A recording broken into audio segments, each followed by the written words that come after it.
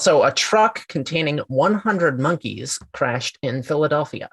These monkeys were bound for a CDC quarantine center, but the location of that center and the purpose of the monkeys was unknown, although this particular species is often used in medical research.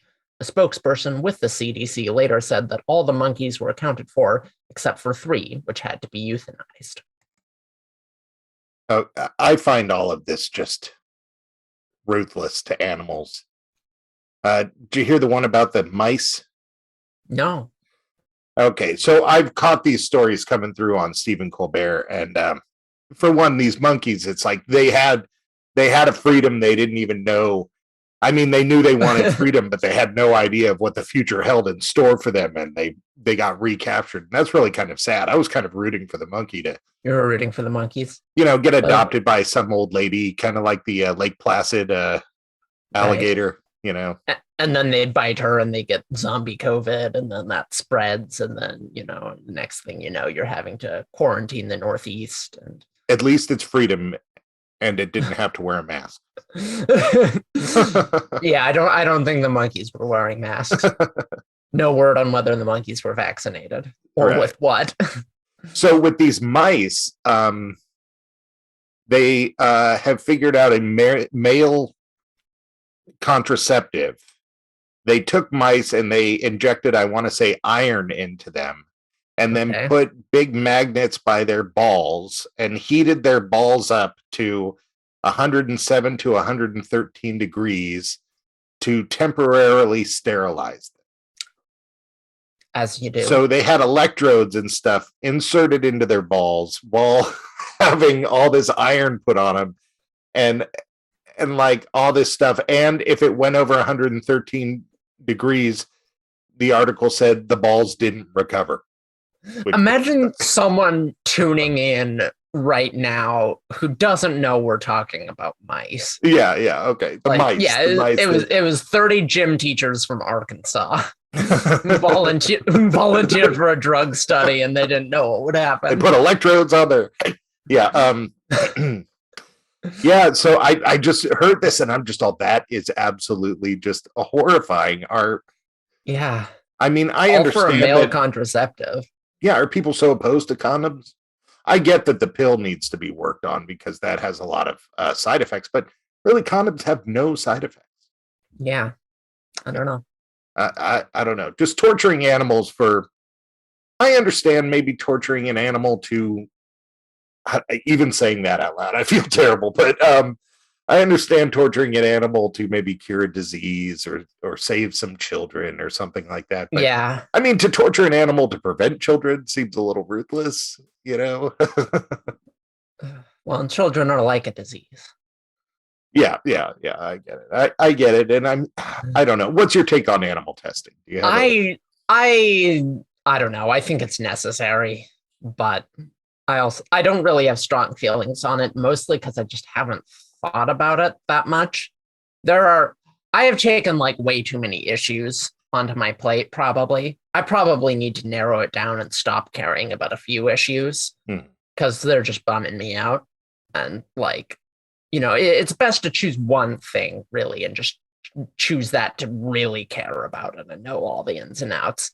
So animal testing, monkeys is not one of them. Right. So animal testing, it's like something, yeah, this is an issue. This is a big deal. It's worth talking about. But like, I do not have space in my plate. So I'm just like, it's fine. Torture the monkeys, but magnetize those mice balls. Do whatever you want. Right. I don't know. So the issue that I have with it is the same issue that I have with cancel culture in general. To put it in a thing that people understand, is that you have this whole topic. You got this whole topic, and it's full of just tons of crazy, like absolute crazy. But down here at the start of the topic is some stuff that really needs to be addressed and paid attention to, and it's just been piled on top of with a bunch of crazy. And I feel that way about animal testing. At the bottom of this topic, there are animals being tortured so that one can have better mascara. I think that should probably be illegal, Right. Now, if you're doing medical testing and stuff like that, okay, we can talk about that. But like with it depends cancel on what culture, it's like, definitely. oh, keep women out of the workplace. Okay, that needs to be addressed. But Mr. Potato Head can probably slide. It's like, I don't know. Everything just gets this box, and the box becomes bigger and bigger to the point where the actual issue in the middle is just totally ignored. It's thrown out with the bathwater.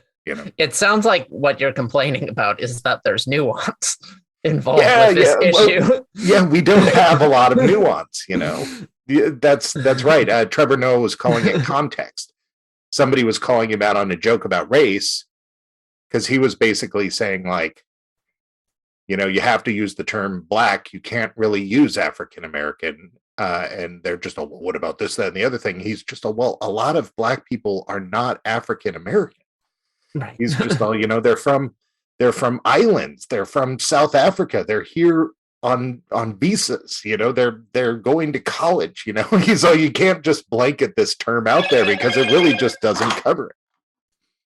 And I thought that was really smart. That here's a box that's gotten out of hand that people just sort of use, and I think that's why people, at least. This is in no way educated, but it feels like the world has kind of gone back to using the word black more than African American. Oh yeah, I think that's correct because black is fine. I think black is the accepted term, but I don't see. This is why I've chosen not to care about this issue. Because sorry for wasting your time, but go ahead. No, I understand I'm on a radio show where we talk about things that we don't know about, but I'm being serious. I think the solution to this problem of boxes getting out of hand is choose some topics where you're like, I got nothing to contribute here and I just won't. Right? I think more people need to do that. I think more people need to have some humility about, like, not every issue needs it's not like we would have solved the Israel-Palestinian conflict if for the like input of Jerry from Minnesota, like that was the secret sauce we needed, right? We don't need to weigh in on every little thing. I see. I say on really talk radio, where our job is to weigh in on everything. No, I agree with you. And this is a big part of the message of our show is turn down the din. Turn down that din, that volume that's right covering up an actual issue, and think a little bit and walk away. It's like,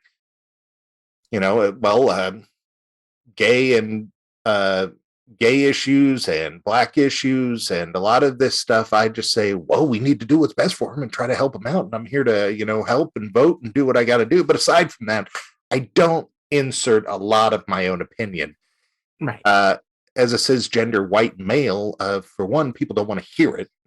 For two, my opinion is, chill out. If you weren't a jerk, none of this would be an issue to begin with. Right. So, yeah, I would say, pick 5 things to care about, right? And just learn all the things about that, research the heck out of those 5 things so that when it comes up, you have something useful to say, right? Yeah. Rather than picking 20 things where like kind of just a little bit to think that you know something, but not enough to know that you don't know anything. All right. Well, I have been thinking about this before we move on to the next story, and that is that Radio Wasteland needs a cause, something that you, me, Andrea, that we all care about, and that we can put donated dollars to, and knowledge, and spread the word about, and we care about things. So maybe we need to pick something we care about to be knowledgeable. Yeah. Well, that's a thought. So, maybe. For now, maybe donate to, like, I don't know, the Red Cross or something, not Radio Wasteland. But no, that's what I mean. Like, find a nonprofit nonprofit I see. that we support. Yeah. Not people give us money. No. Oh, God. That we say, hey, help these people because, we believe these people.